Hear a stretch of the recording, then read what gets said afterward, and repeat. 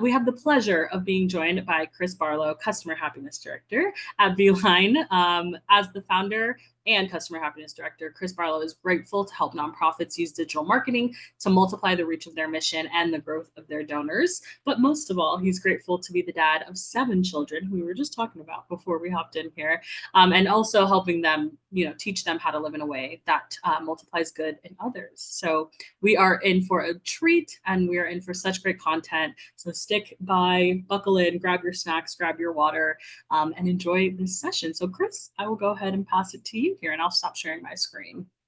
Awesome. Thank you, Ashley. I really appreciate that. And thank you, each one of you, for joining today. I appreciate your time already. And I want to make the most of your time being here live with us. I'm going to leave a good amount of time at the end, probably 15, 20 minutes for Q&A. So if there's any questions you have, please feel free to put those in the chat. I might not see them during the presentation. Sometimes if it's something like you really need to something to clarify, I will stop and answer it if there's something confusing. But I want to talk to you about how you can grow your donor list, how we can create content that attracts donors and builds a bridge to them. And I want to tell you a story of an organization who built a bridge, and a really effective one. And this is the story I'm sharing here, is in the example of a nonprofit working with a company, a corporate partner rather than an individual, but it still illustrates the same point that I'm going to be talking about today in our webinar. In 1971, Help Heal Veterans started, and they had the mission to help veterans heal from non-physical wounds, depression, anxiety, PTSD, addiction. And they wanted to help them do that through creativity and hands-on craft kits, letting them, having a therapy basically through hands-on skills and just fun creativity. And the kits that they offer all need tangible materials: wood, leather, glue, paint, fasteners, etc. And Help Heal Veterans has to source these kits from somewhere. They either need to buy it or have someone donate it. Well, in more recent years, someone at the organization connected with an individual that was high up in an airline company. And through that relationship, they learned that the airline has to get rid of and replace the leather seats on every single seat, all the leather on it, on 270 aircraft per year. And that leather can't just be thrown away because the airline has an environmental policy to reduce waste and to minimize it. So Help Heal Veterans said, well, look, we need leather. Could we have a pallet full of it? And the airline company said, how about a truckload? And we'll deliver it. And now that organization takes 10 truckloads of perfectly usable leather from the airline and turns it into kits for their veterans. And what's really cool about this is during the pandemic, when a lot of companies' corporate giving was put on hold, and this airline was in particular, there was such a good relationship between the nonprofit and the airline that the airline ended up, through another story that I don't need to go into, they found a way to make a gift to the organization. And the reason they wanted to make a gift is because they still were wanting to donate the leather to them, and they knew that in donating the leather, it also came with a cost to the organization. The organization had to have a cost to process it, to use it. It wasn't just they could just take the leather as is. And so, and because they valued that organization and the reputation and the positive PR that they would get, publicity they would get, and again, there was just a long-term good relationship. And so I tell this story because the nonprofit built a bridge to this company by finding a way to meet a need of theirs. And they didn't go approach the company looking for, well, hey, will you donate to our programs? But that's what it ended up being in the end too, is that the airline donates regularly to this nonprofit because they serve them. And I think that we kind of sometimes, when it comes to individual donors, take the approach of that Field of Dreams quote, if you build it, they will come. And we think, well, if we build a really good website and a good donation page, and we have the right stories, around us, then people will come to us and they'll give to us. And the problem is people aren't out there looking for you right now. They don't go online and look for a nonprofit to give to. But we know how to reach and build relationships with new people in our personal lives. If you're at a party or a conference and you see someone across the room that you want to meet, you don't stand there with a sign with your name on it and hope that they'll notice the sign and come up and talk to you. Like no one does that. We all know, even if you're not good at even if you're not a social butterfly, like if you want to meet someone, you just go up to them and introduce yourself. Tell them your name, ask them about themselves. And so the mindset change we need as nonprofits in general, and your organization might be an exception here, is the key to starting a relationship with new donors is for us to think about them and to meet them where they are. And so how can you help them? How can you find a way to build that bridge? Well, I think one of the easiest ways and most effective ways to do this is to take the expertise that you have, that you use for your mission every day, and the knowledge that you have, and find a way to use that to meet a donor's needs. And while doing that, while meeting their needs, using your expertise and knowledge, applied in a different context, you give them a taste of your mission and how you fulfill it. And by giving them a small taste of your mission, now they're suddenly personally connected to it. So today, this is what our agenda is going to be. We're going to go through the four-step process that we call, four-step process that we designed to find and attract new subscribers, new donors. I call these steps: create, connect and invite, welcome, and scale. And we're going to go into these, but first I want to ask a question that may feel like a little bit like a non sequitur, but this question hinges on the main case that I want to make to you today. And so that question is, and please drop your answers in the chat, how do you feel about email marketing? Is it dead? Is it great? How is it working for your organization? Is email marketing still effective for you? What do you think? So yeah, put your answers in the chat. I want to see what people today in our group today think. Perhaps overused, still find it effective. One of many tools, 55% open rate, but need action. We rely on it. 50-50. We think we do it effectively, but I think it can be. It's good for initially, only after the relationship has been established. Must be a joint effort. Yeah, this is all great. So I want to start with this question about asking about email marketing, because the claim I'm making, and I hope you come to agree with it, or maybe agree with it already, even if it's not true for your organization right now, is that your email list is actually your most important asset for fundraising outside your actual donor list. And so if you have a donor file with donors who only give via mail and they do not give via email, perhaps your email list is not that important for you right now, but eventually it's going to be. Research from litmus.com cites across all industries, for every dollar spent, email brings a return of $40 on average, of course, right? And this is true in the for-profit and nonprofit world. It's the marketing channel with the highest return on investment. And the data also shows it's actually the most effective channel for fundraising. It actually has the highest ROI even for fundraising, across online events and peer-to-peer. Again, on average, some organizations, some sectors might be the exception to this. But here's what's interesting. If your organization mainly raises money from direct mail, from checks, not from online, does that mean that emailing your list is not really worth the time or effort or money? Well, next after is an organization I love to follow, and they have data that shows the opposite is true. If you look at this chart, you see people who gave offline only on average gave 159. But if they had an email address and received some emails throughout the year, they gave 90% more than those who did not get any email communication, who only got direct mailings. So adding email to your communication increased the value of your offline donors. Obviously, it increases the value of your online donors. But it even increases the value of those. Well, it does more than that. It actually increases the retention of your offline donors. So people who only give offline and retain at a 43% rate, if they get emails from you, on average, will retain at a 56% rate. Again, these are averages.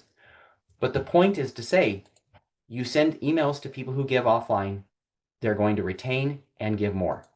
Well, if you can get those same people to give offline and online, you will triple the value of those donors over the course of a year. The donors who give both are 3 times more valuable to your organization than those who only give offline or online.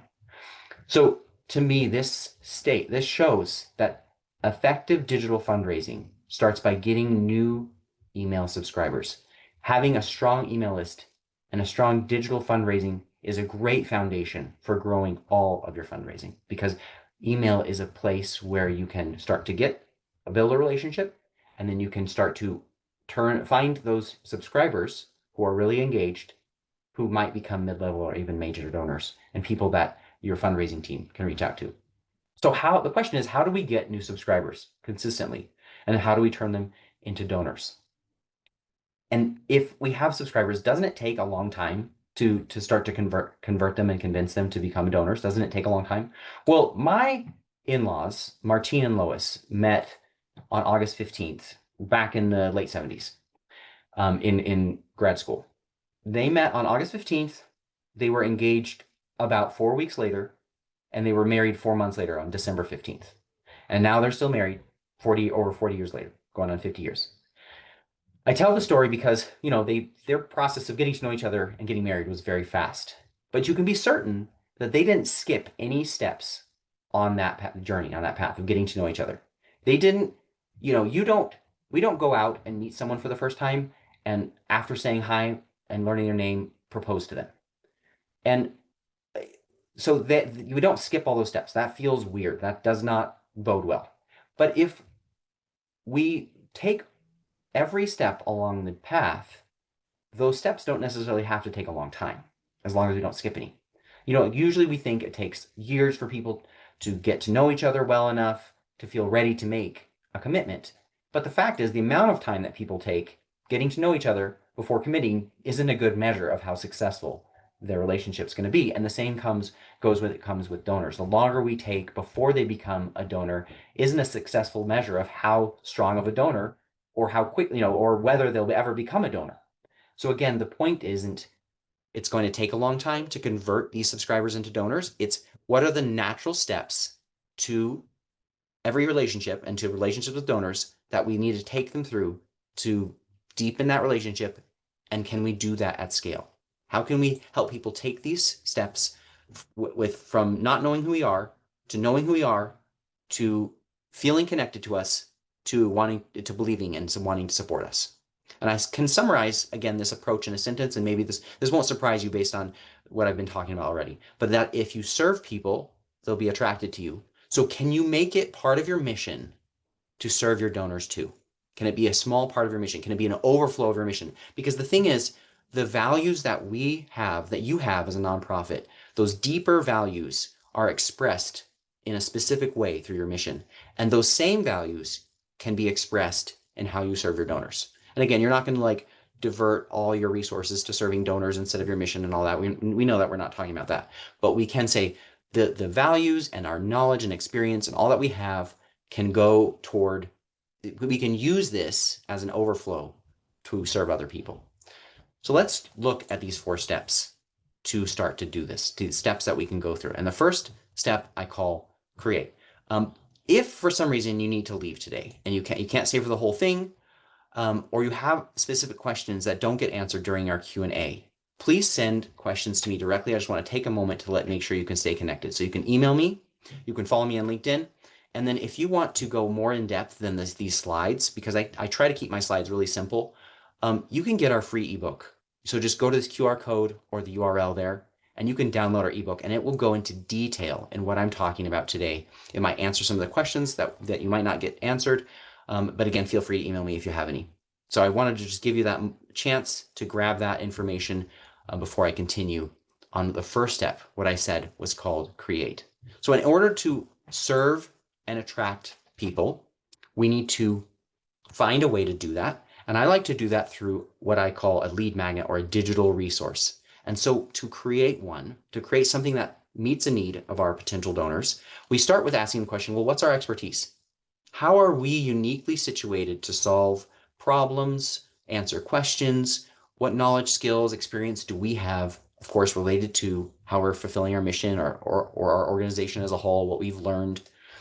And then as we think about that, what are our donors' needs? What are they asking? What are they thinking about? What are their interests? Where do they go online?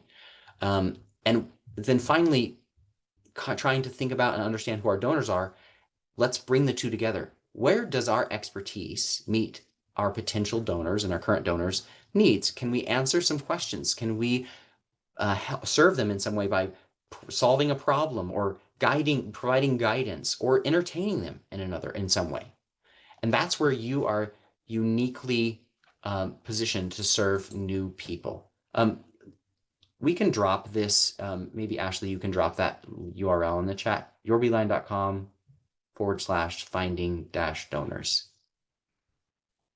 And that way people can go grab that later. So once we've figured out what potential area of opportunity we have, how we could serve new people, we need to start planning and brainstorming some ideas, like what could exactly we create? What topic should it cover? Well, this is where I recommend doing a little bit of market research, and very easy. That term market research may sound like a huge project, but actually it isn't.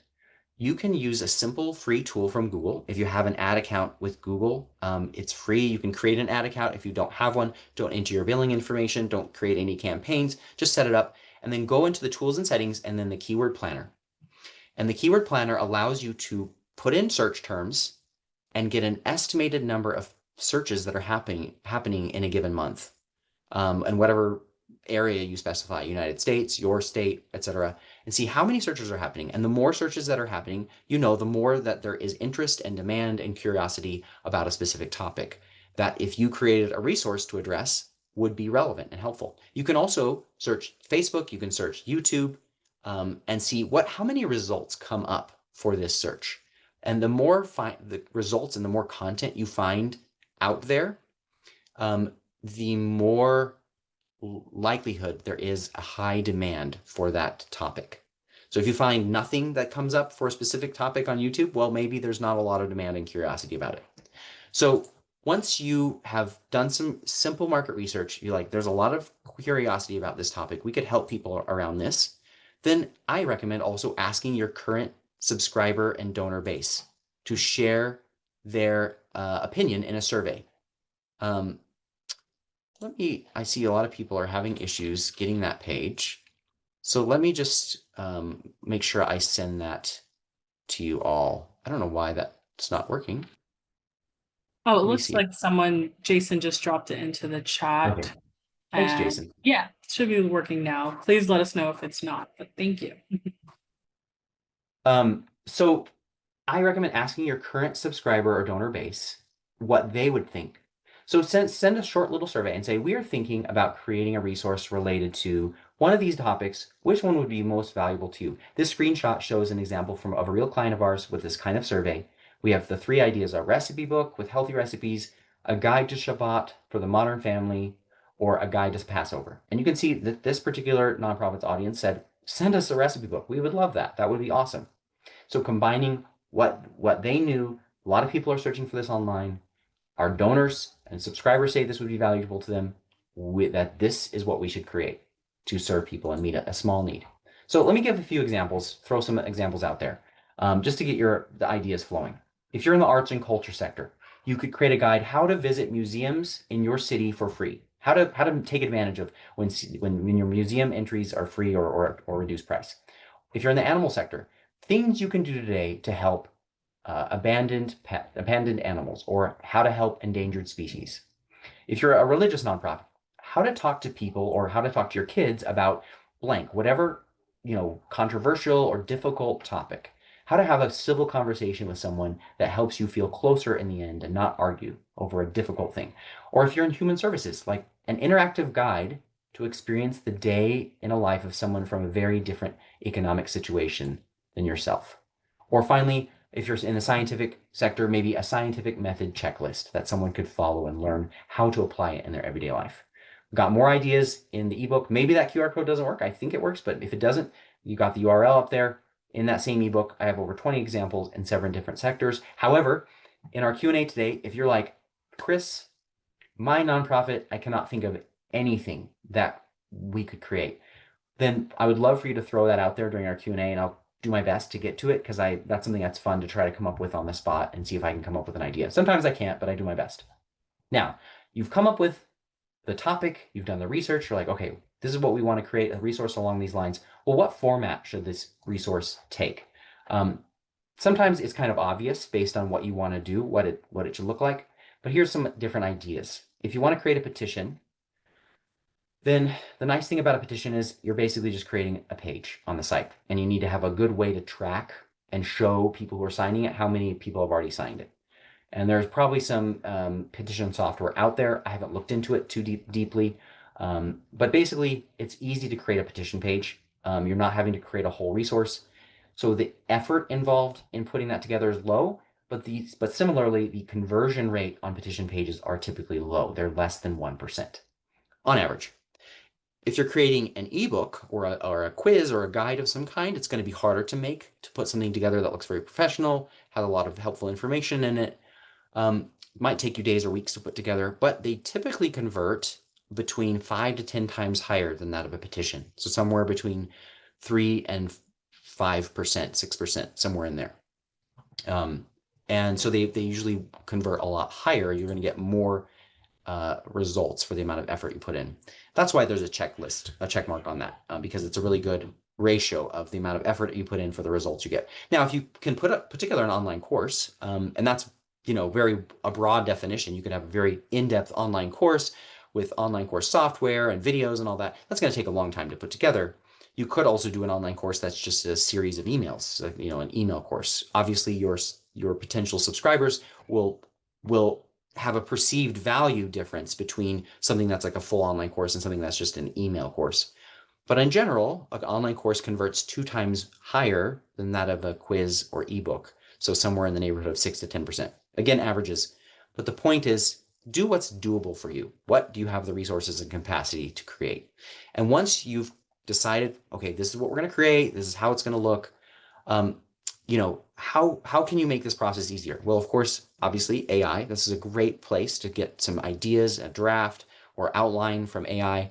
But another tool that you could use, and it might take a little bit more work, but it might also lead to new bridges for fundraising, is to work with a company and you find a company who has complementary skills and subject matter expertise, and you reach out to their marketing team and say, hey, I love the content you guys put out on this topic, and we are putting together a guide for our audience on this topic too, and we would love to be able to use or have you help us put together this resource.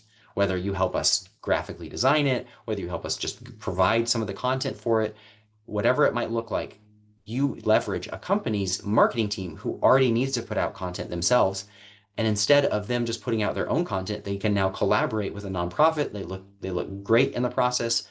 It doesn't cost them anything, because you're not having to do a proposal and get in front of the corporate giving team. You're just talking to the marketing person, and they're like, well, yeah, I'd love to work with you. We'd be happy to get our name out there and help you. And we did this with that same nonprofit organization I mentioned before, about with the recipe book. We reached out to Jewish celebrity chefs, and we asked them, hey, would you donate a couple recipes to this recipe book that we're putting together? And we asked some of them, we asked for recipes that were already on their website. Some of them we said, whichever ones you would like to give us. And it was such an easy yes for them, because for them, it was like, well, yeah, I'll give you a recipe that's already on my website. You have permission. Here's some high quality photos you can use. And in exchange, the chef was getting a whole page in the book that featured them. And rather than feeling like we were advertising the chef, we were actually saying, this is a quality recipe book put together by people who know what they're doing. This isn't just a random recipes. Now, sometimes those random recipes are gold, right? But the point is, how is it perceived? How does it have expertise and authority? Um, you know, Partnering with these chefs made the work a lot better and a lot easier. And so maybe you can do the same thing by talking to a company. Now, I'm not going to go into any more details on that, but that is something you're certainly welcome to email me about. So let's go into this second step of this 4-step process. You've created your resource.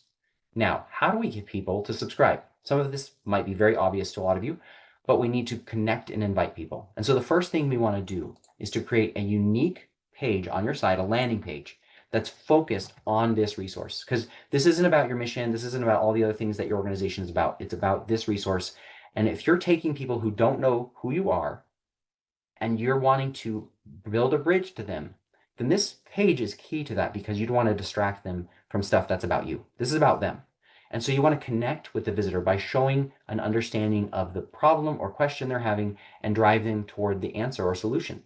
So you can see one of our clients, they created a free crochet pattern guide download. It was created in partnership with someone that's well known in the crochet world, Jonah Larson. He's like a 15, 16-year-old kid who's like a prodigy in crochet. And he designed this pattern and said this organization was free to use it. He'd love to help them out by giving them this pattern to use. And so then what we're saying on the questions that we need to answer on this page are the questions that you are asking anytime you visit a new site on a new page. You're asking, well, why should I stay on this page? Is this relevant to me? So, why don't I just leave if it's not relevant? Do you, website, understand, or organization behind the website, understand my issue or question? What are you offering to me? And how is that offer going to help me? Why should I pick this particular thing over all my other options? And especially, why should I give you my email address in exchange for it? Because couldn't I just find another website that gives this to me without having to subscribe? So, okay, you've convinced me. I want this. I see why I would want to subscribe for it. Do I trust you though? Who are you? And what are you going to do with my information? And after I sign up, what's going to happen? These are all the questions that go through a visitor's mind, that go through your mind when you're on a new page and a site of someone you don't know, of an organization you don't know, a company you don't know, and you're asking these questions. And so if we can be really empathetic to our visitors, then we can answer these questions on that landing page. You can see on this page, we ask the question, tired of searching through endless crochet patterns only to find poorly designed, uninspiring, or even hard to follow projects. And the goal of this pattern is like, we know it's good. It's made by this prodigy. You know what you're going to get. You know it's going to be inspiring. You know what it looks like. You know it's designed well. It's easy to follow, et cetera, et cetera, et cetera. So the goal of that page is to get someone to understand what your resource is, how it will help them, and provide the form where they can give you their name and email, right? Pretty straightforward stuff. A lot of us already know about landing pages. It's okay if it's new to you, but this is the goal. But the thing is, the part of this connect and invite step is not just getting them to subscribe. It's actually helping them take the next step, which is to send them to a thank you page after they fill in that form. And there are several good reasons to use thank you pages. They make conversion tracking easier for marketing. When people hit that page and they can't get there any other way except by filling in the form, you know that's a new conversion. But then you can also affirm people for the action they just took. You're just saying, thanks, congrats, you made a good choice. It's on, what you asked for is on its way. And this is where we have an opportunity to actually know the visitor is thinking about you right now.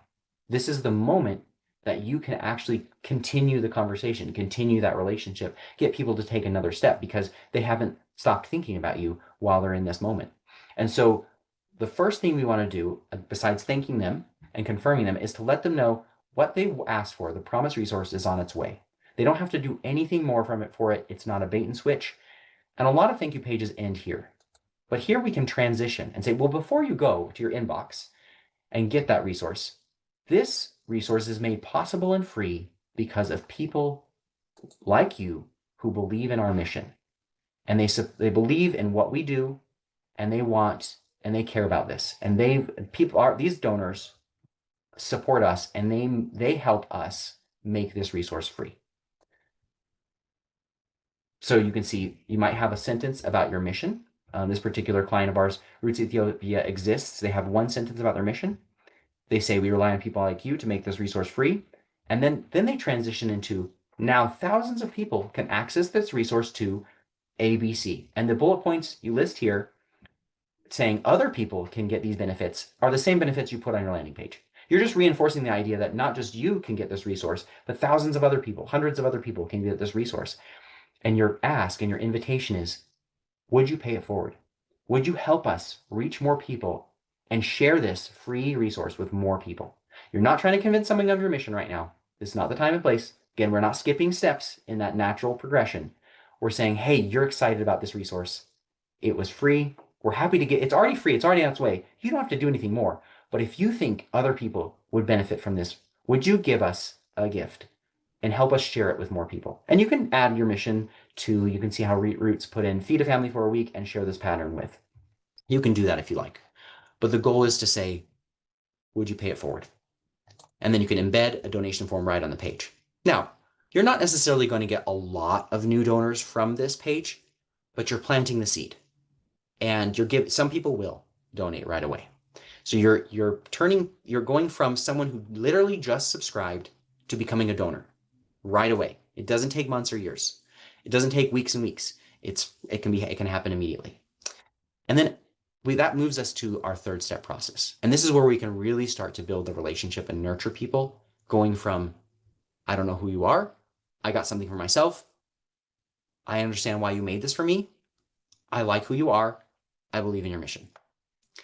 And I call this step welcome because what we're creating is a welcome series. And I'm sure you have probably heard a lot about welcome series. But the value of an email welcome series, I don't think always gets talked about. And the reason why they're so important. And that's because when someone subscribes, we all know most of us have overfilled inboxes. I think the data I read 2 days ago was that the average person has 2,000 emails in their inbox. Now, they're going to go to their inbox and get that resource from you, more than likely. The open rates on these kind of emails are very high. They're over 70% usually. So people go and get that first email from you. But if they don't then hear from you for a month on your monthly newsletter, they're going to have forgotten who you are. Their email is going to get buried.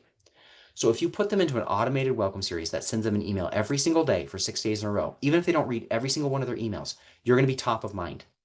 And the ultimate goal of your welcome series is to get people to know who you are and like hearing from you.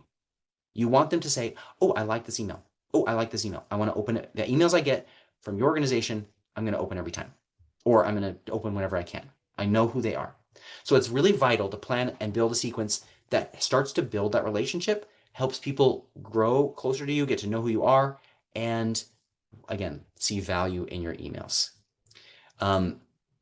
So the very first email that you want to send to someone, you want to send it immediately and automated so you don't have to keep up with trying to send emails to each person, is to deliver that promised resource. And even if like on your thank you page, a lot of organizations, a lot of companies will have the promised resource as a downloadable link on the thank you page. There's sometimes you have to do it like that.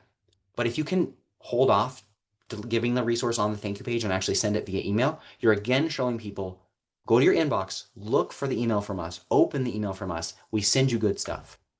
Instead of just download it from the thank you page and forget about the emails. Don't even look at the emails. So if you can do it that way, that's what I recommend. But you're building trust. That's the first goal of that email. The goal of the first email is to build trust and also let them know what to look for over the coming week. So over the next week, we're going to send you some emails that continue to serve and help you. In the second email, I recommend whoever's name is on your marketing department, whose name is on the emails. Maybe it's your marketing person, maybe it's your director. It doesn't matter. The name that your marketing emails are being sent from, they should introduce themselves. Make a real person-to-person connection. Say, my name's Chris. Here's a little bit about myself. A few bullet points. Here's how I'm connected to this organization. I'd love to hear about you. Share 3 points about yourself, three interesting facts about yourself. In my own welcome series for Beeline, I get more replies to this email than any other email. And it's really fun to get replies to this because people are like, oh, I didn't know this about you, or I have the same thing. My family is also from New Orleans, or whatever it might be. So the goal is create a personal connection here. In the third email, I recommend sharing another resource with people. Now, you don't have to create this one. The great thing is you don't always have to be the source of help for people. You can curate stuff. So if you know another nonprofit that has a similar or complementary resource or blog or video, a YouTube video that's helpful, a company that has a corporate partner that has some great resources, just list those in the email. Share. So you don't have to create something new, but along the lines of what your original resource was, seek to show like, hey, we're still here to help you. We're not just like send you one thing and we're done. This is actually a thing we actually care about. We want to serve your needs. In the fourth email, you can ask a question or ask for a reply. The goal being, hey, what is the biggest question or issue you have related to this topic, to the reason that you downloaded this resource?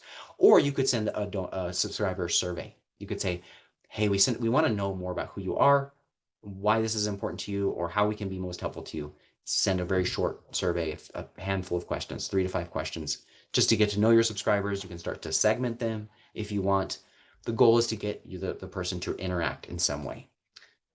In the fifth email, you can start to tell a story of your mission. And you can, throughout these emails, you can hint, and you can give little like explanations of your mission. Your goal isn't to go too deep into it, but you can start to paint the picture. But here's where you want to tell a story of how you fulfill your mission, a great story that you have, and let the end of that be, and this is the reason why we created these resources for you. This is why we wanted to help you, because our heart as an organization is to care for, abandoned pets or animals. And our heart of caring and justice extends to you as a pet owner, because if we can equip you as a pet owner, we can see that animals are being cared for properly. Just throwing that out as an example. But the point is, tie a string or draw a line between how you serve them and how you fulfill your mission. And then that will connect the dots for them. And they'll say, oh, I get it. I get why you helped me. I get why this is important to you.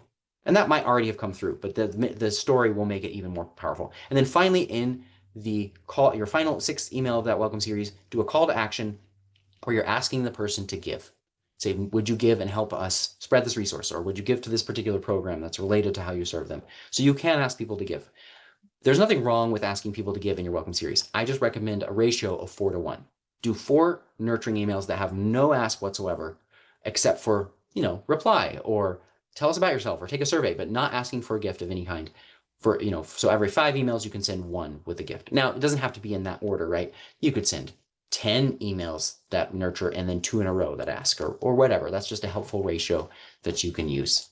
So now finally, we're at the last step, the step that I call scale. And in this step, once you've created something, you've invited people, you've welcomed them, you want to start to scale and get this resource in front of as many people as you can to start growing your list consistently every single month.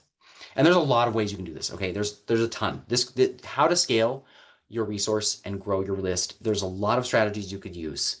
But today I want to look at 2 that fit really well if you're just getting started, because there's 2 reasons we'll talk about these. The first one is the Google Ad Grant. Now, some of you may know that Google provides $10,000 a month in search ads to nonprofits, free ads. And so let's go through the pros and cons. I mean, here's an example of what a Google ad looks like. The grant, this may or may not be a grant ad. They look the same. But the Google grant, it does not compete with paid Google ads. So it is more work. It's slow to gain momentum. So that's the difficulty with it. It can take months to really start to break through and start to see good results. But the nice thing is the ads are free. And once they start working, they can be very, very consistent. And month after month, bring you a very similar or continually growing number of subscribers. And the problem that a lot of nonprofits have with grant is they're targeting keywords that are targeted by paying advertisers, other paying nonprofits, like donate to charity, make a donation, Giving Tuesday, keywords that everyone wants. So if you're targeting keywords that you've already done the research for in the market research stage, where you know that people are looking for a solution to this problem and it's informational based, then you are going to be able to, and there's a lot of people searching, then you should have a much easier time breaking in and showing up in these ads and getting results. So we recommend setting aside, expecting 6 to 12 months of solid work on a grant before it starts bringing in a good number of subscribers. Our goal is 50 a month or more. That's a good goal to aim for. You can see 3 examples here. These were all May, so just a little over a month ago. One organization spent $9,000 of the grant, got 64 subscribers. I'm looking at the box on the very right and the red one. Another organization spent $6,000 of the grant, got 20 subscribers. And then finally, this third organization, they spent $8,000 of the grant, and they actually had 65 purchases. They're kind of an outlier in terms of a lot of organizations don't see purchases through the grant, but I shared them because they have a really strong brand. People know the name of their brand in their sector. And so people search for them by name, and using their grant to capture those searches for people who, for whatever reason, click on the ad instead of the organic result, it leads to purchases. And it's a great way to use grant money, because you might not want to pay for your brand. There's reasons to pay for your brand at your own organization's name, but grant is a great way to do this. And the data actually shows, and I need to look this up for more recent, but past data showed that running ads on your own name actually increases the number of people who click on your organic link, lower on the page. So there's good reasons to show up more than once on the Google page. So Google Grant, it's free. It takes a while. The other way to scale your results is Meta or Facebook ads. And the nice thing about Facebook ads is they are fast to get working, and they can bring very meaningful, quick results within the first 30 days. The downside is that you do need the money and the budget always set aside. You can see 3 examples here of some current ads for some of our clients. And you can see they're getting a lot of reactions, some shares, like the one on the left, you have 19 comments, 127 reactions, 11 shares. The one in the middle, 20 reactions, 3 comments, 3 shares, and then the one on the right, a whole lot. And human face, a simple picture of a kid's face, gets that much kind of reaction. And of course, your sector is going to really make a big difference on how big your niche is and how many potential people this affects. The one on the right, they help families, they help parents. I mean, that's a lot of people. So it's easier for them to reach people. But the point is, your ads don't have to be super complex. You can see these are simple, like an image you could easily make in Canva, still image, not videos, and these work really well. And you asked how much this cost, Jen. Here's some examples of results, again, from May for 3 different organizations.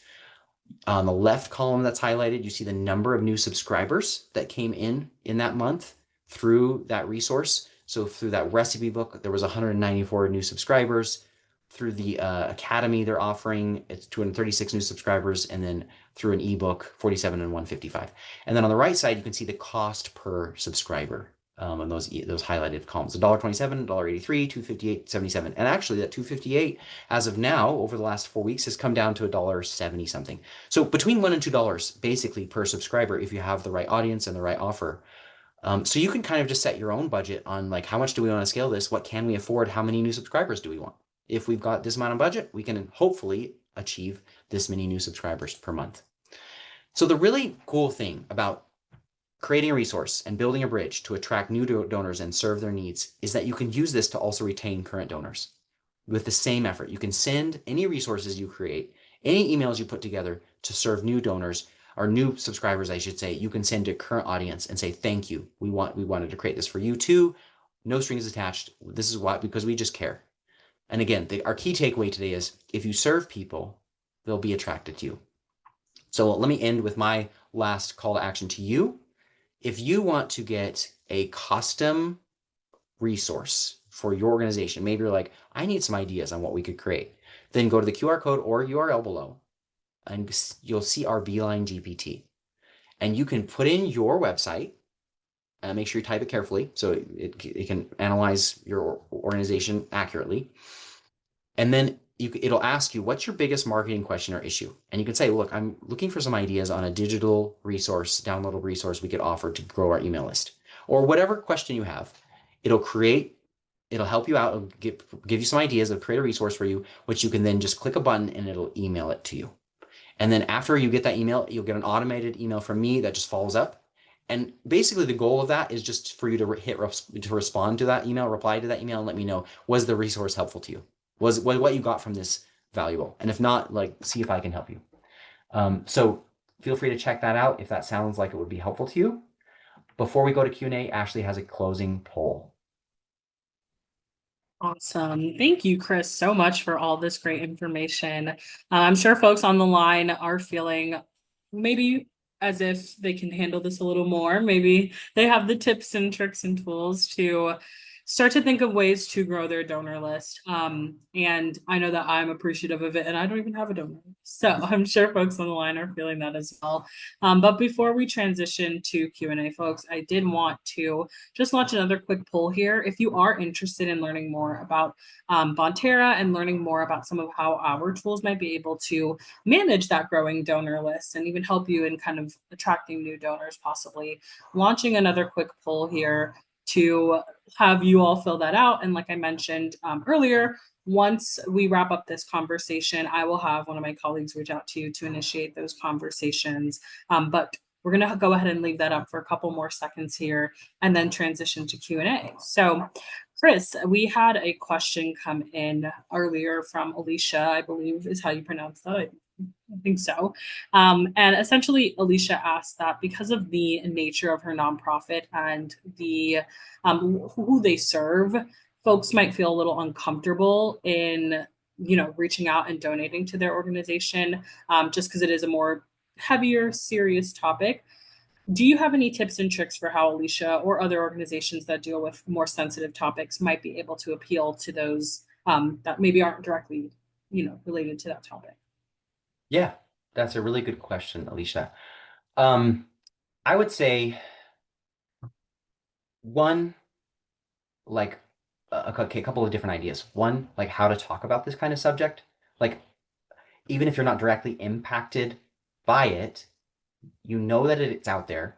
You know you need to talk to your kids about it or other people, your friends about it, and how to like be a safe person or how to feel like how to find a safe person or how to have those conversations.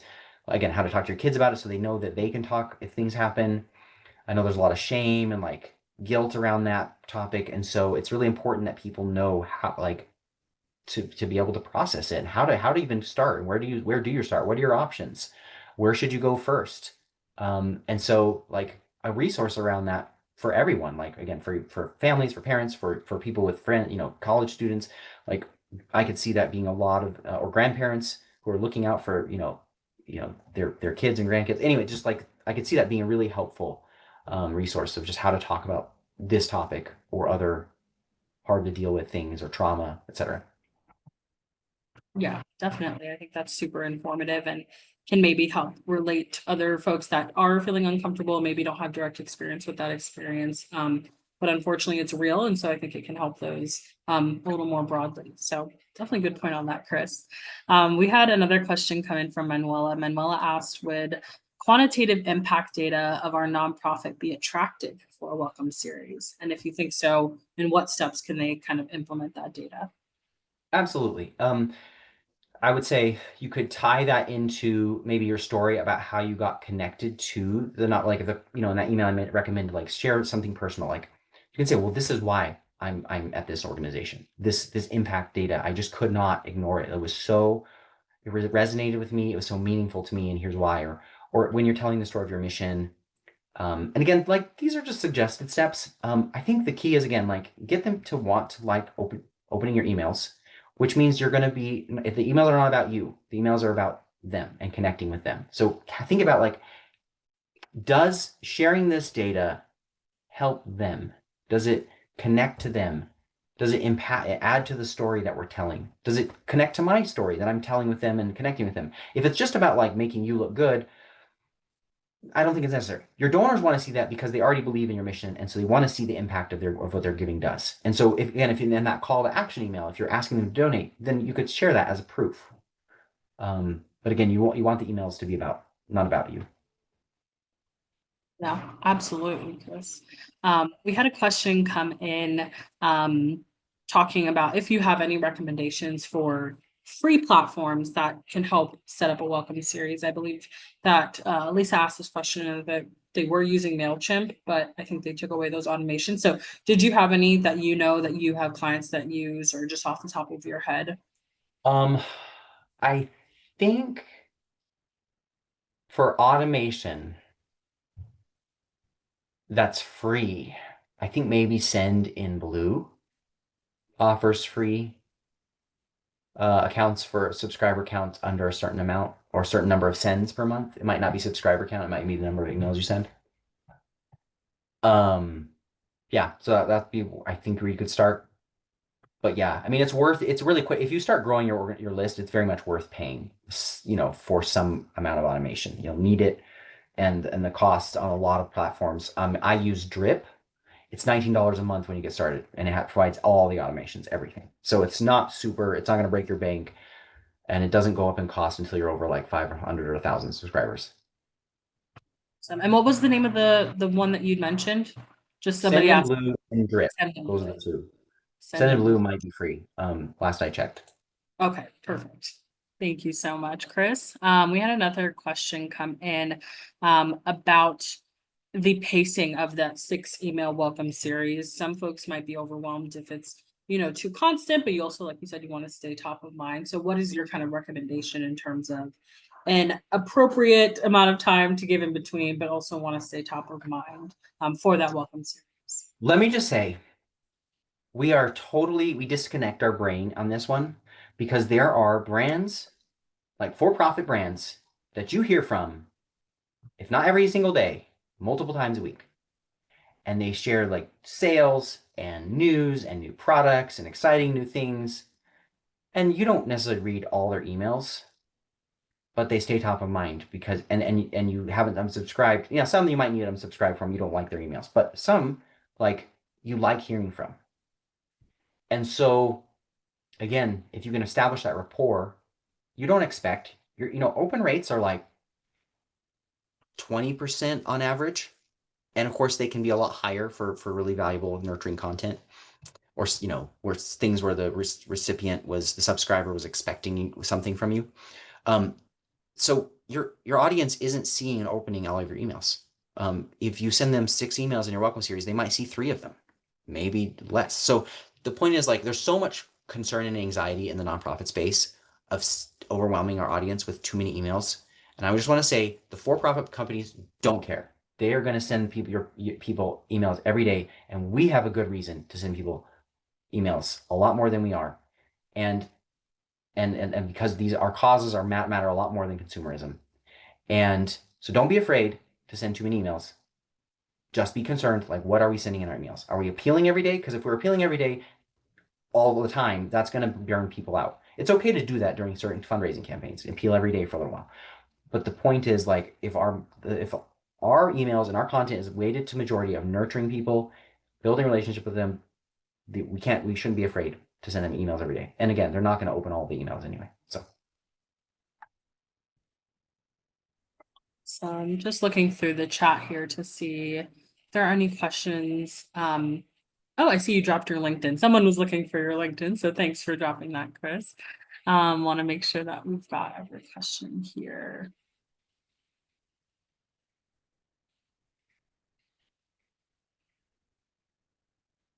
This is a good question that just came in. Ava asked, how do you keep your emails from being seen as spam by email servers? How to avoid that? Which I think is something that we all can relate to, unfortunately. Yeah, this is a big one.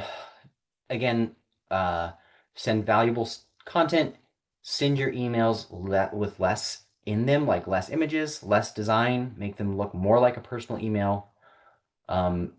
People like getting emails from people. They don't like getting emails from a faceless organization, in general. And I would also say there are some, like in the last 6 months, all the email service providers changed the requirements, and there's some really technical stuff in the back end to validate your domain that you need to do. And unfortunately, I'm not the expert in that. But you can, if you Google something like new, I'm going to put it in chat, something like that. I had it done with mine. I stumbled around with it, had my web developer help me out. Like, if you don't have a developer, definitely you need one. It's like back end domain level stuff that has to happen to make your domain be seen as legitimate by the email service providers and not send everything to spam or promotions and stuff. Awesome. Yeah, I know that is a hot topic. And I think organizations, not only nonprofits, for-profit organizations as well, are also dealing with just leaving the spam inbox. It's a tricky one now. Yeah. It looks like we had a question come in from Deborah. So Deborah said for 50 years, they've been bringing 8-week literature discussion programs to folks in marginalized communities like prisons, senior centers, the disabled, low income, etc. And so they have research from every program participant. And then they also have testimonials that they can put in video. What would you say for that kind of program? What would be like the key resource to share broadly to the public? Well, Deborah, I would have to know a little bit more, but my thought would be like, could you adapt a version of one of your programs for other audiences, or are they relevant to your donors, those programs? Could they be helpful to anyone? And could you give that literature discussion program to your donors or potential donors or subscribers so that they could use it and find value from it? I'm not exactly sure, again, what kind of topics and contents in them, but like that would be my question, is that can you take something and use it exactly as it is, or could you adapt it and use that as your resource? That's what, to me, that's would be great, because it is the very thing you're using for your mission. And so people are like, well, I've used this for myself and this is great, and I can see how even more valuable this would be in how you're using it in your mission. Absolutely. Perfect. Yeah. So it looks like we were able to go through all the questions that I saw. We have 2 minutes left remaining, folks. Please feel free to drop in those questions while we still have Chris here, if you do have any. But while folks are doing that, Chris, again, thank you so much for your time this afternoon. Thank you so much for your expertise. Folks on the line, please be sure to check out Beeline. We dropped a couple of links into the chat throughout today's presentation. Chris also dropped his LinkedIn, so feel free to connect with him. And yes, thank you, Chris. And everyone on the line, thank you. Thank you so much for your time this afternoon. Thank you so much for your attention and your engagement in the chat. Always makes for a more pleasurable experience when folks are connecting and dropping in thoughtful questions to incite these conversations. So we definitely appreciate your time and your energy this afternoon. And with that, folks, we definitely hope to see our next session. Like I mentioned earlier, we'll be sending out the recording sometime next week. Be on the lookout for that. Wow, lots of thanks in the chat, Chris. Love that. I always love to see that. But yes, thank you, folks, for your time and attention. And we hope to see you at our next session. Bye, everyone. Thank you.